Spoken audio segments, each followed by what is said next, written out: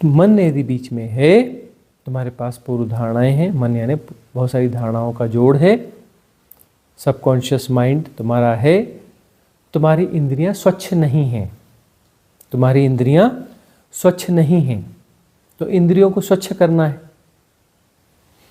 अब जो है तुम्हारे पास बहुत सारे ऐसे पैटर्न हैं, तुमने देखा और वो पैटर्न्स एक्टिवेट हो जाते हैं।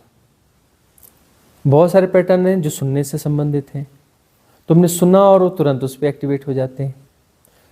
संस्पर्श से जुड़े हुए हैं, स्वाद से जुड़े हुए, घ्राण से जुड़े हुए हैं, हर इंद्रिय से जुड़े हुए तुम्हारे पास बहुत सारे पैटर्न और धारणाएं हैं।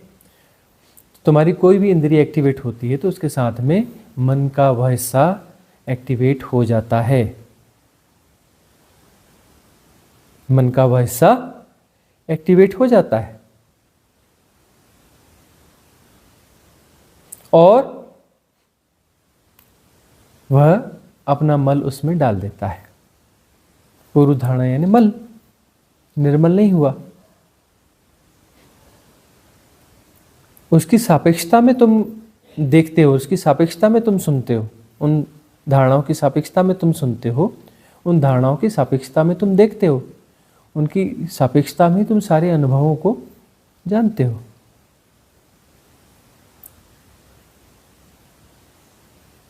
तो सब यह जो है मलग्रस्त है, स्वच्छ नहीं है। सम्यक दृष्टि क्या है? सम्यक दृष्टि है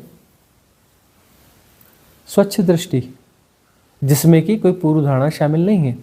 अब तुम देखते हो कि यह पेड़ है और आम का पेड़ है और यह फलाने के घर का पेड़ है, इसका मालिक फलाना है, इसमें आम ऐसे आते हैं। तुम देखते हो और हर चीज की तुम्हारे पास डेफिनेशन है, पूर्व धारणाएं हैं, नाम है, रूप है।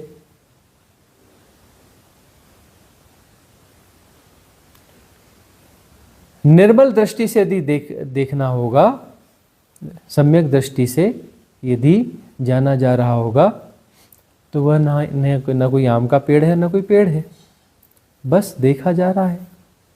सम्यक दृष्टि से सिर्फ जाना जा रहा होगा और वह किसी नाम रूप में आएगा नहीं, किसी नाम रूप में वह आएगा नहीं, अर्थात वह क्या होगा? द्वैत होगा ही नहीं वहां पर। वही है तत्वमसि, परम तत्व ही है। तब कुछ बटा बटा नहीं है, मतलब तुम्हारा सेपरेशन गया, तुम और वह एक ही हो, न दृष्टा है न दृश्य है, न बीच का कोई संबंध है, दृष्टि है। सम्यक दृष्टि में दृष्टि जैसा भी कुछ नहीं बचता, सब एक हो जाता है, सब जाना जा रहा है, एक ही हो गया, वननेस हो गई।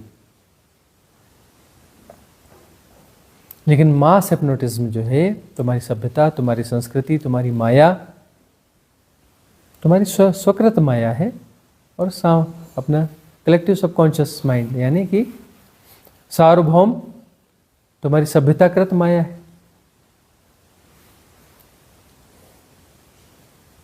उस माया से तुम अपने सेपरेशन को पुष्ट कर रहे हो, उसे तुम जी रहे हो और वो तुम्हारे लिए सत्य है। तुमने सत्य को रिप्लेस किया है, पता है? अपनी माया से तुमने सत्य को रिप्लेस किया है और वो मैकेनिज्म है तुम्हारा मन। इसलिए मन के कितने रूप होते हैं? एक तुम्हारा इंडिविजुअल मन है ना, conscious mind, subconscious mind. Subconscious mind का लफड़ा है। एक्चुअली तुम्हारा व्यक्तित्व क्या है? तुम्हारा सबकॉन्शियस माइंड तुम्हारा व्यक्तित्व है। कलेक्टिव सबकॉन्शियस माइंड है ना।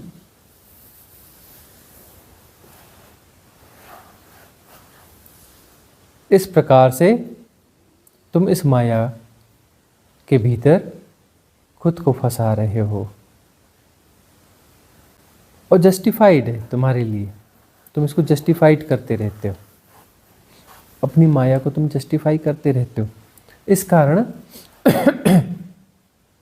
प्रज्ञा नहीं जागती।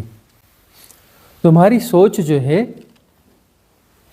तुम्हारे शरीर के प्रति है ना, तुम्हारे संस्कारों के प्रति है, तुम्हारी सभ्यता के प्रति है, तुम्हारी सोच जो है तुम्हारे परिवार के प्रति है, तुम्हारे पास पड़ोस के प्रति है ना, तुम्हारे जाति धर्म के प्रति है, तुम्हारे क्षेत्र के प्रति है, तुम्हारे राज्य के प्रति है, तुम्हारे राष्ट्र के प्रति है, और ज़्यादा से ज़्यादा इस धरती के अन्य देशों के प्रति है। इसके पार तुम्हारी आंख उठती ही नहीं है। तुम्हारे लिए यही सब कुछ सत्य है। इसी गुणा भाग में तुम्हारा जीवन निकल जाता है। धर्म में आते हो तो कभी कभी तुम्हारी आंख उठना चालू होती, हाँ चांद तारे हैं, सूरज है। तुम चांद तारों को देखना शुरू करते हो, प्रकृति के प्रेम में पड़ते हो, थोड़े थोड़े फैलना शुरू होते हो। धर्म की शुरुआत होती है तो तुम थोड़ा फैलना शुरू होते हो। तुम्हें पर्वत पहाड़ नदियाँ अच्छे लगने लगते हैं, तुम उनके संग सानिध्य में समय बढ़ाते हो। रात को बाहर निकलते हो और तारों को देखते हो। लोग टीवी देखते हैं, टीवी की दुनिया में माया में घूमते रहते हैं, स्क्रीन टाइम बढ़ा को जीते हैं। और तुम धर्म के क्षेत्र में प्रवेश करते हो, अर्थात साधना के क्षेत्र में प्रवेश करते हो, तो तुम प्रकृति से जुड़ने लगते हो, फैलने लगते हो, इस हिप्नोटिज्म से बाहर आते हो। घर परिवार समाज जाति धर्म पड़ोस, राज्य राष्ट्र राजनीति और विश्व के विभिन्न देश संस्कृति, इस हिप्नोटिज्म से बाहर आकर तुम ब्रॉड की तरफ थोड़ा थोड़ा आकर्षित होना चालू होते हो, थोड़ा थोड़ा आकर्षित होना चालू होते हो, थोड़ा थोड़ा समय उनके साथ बिताना चालू करते हो। लेकिन तब भी हिप्नोटिज्म अपनी जगह कायम रहता है। अरे उस अनंत की तुलना में इस धरती का क्या मूल्य है? उस अनंत की तुलना में ना मल्टीवर्स का मूल्य नहीं है, मल्टीवर्स के सामने तुम्हारी यूनिवर्स का मूल्य नहीं है, यूनिवर्स के सामने तुम्हारे जो है गैलेक्सी का कोई मूल्य नहीं, गैलेक्सी के सामने तुम्हारा जो है सौरमंडल का मूल्य नहीं है, सौरमंडल के सामने तुम्हारी धरती का मूल्य नहीं है। इस धरती में तुम अपने आप को ढूंढोगे तो कहाँ पाओगे?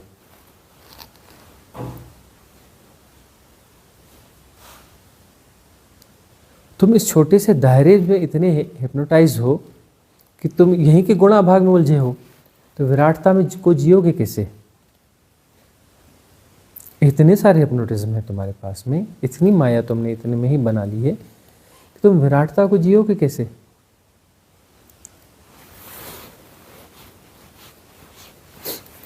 अरे ये चांद तारे भी मरेंगे, नहीं सुना भजन कबीरदास जी का? चांद तारे भी मरेंगे, यह आकाश भी मरेगा, जिस आकाश को तुम रिलेटिवली जानते हो। चांद तारों के रिलेटिवली तुम किसी आकाश को जानते हो ना, यह आकाश भी मरेगा।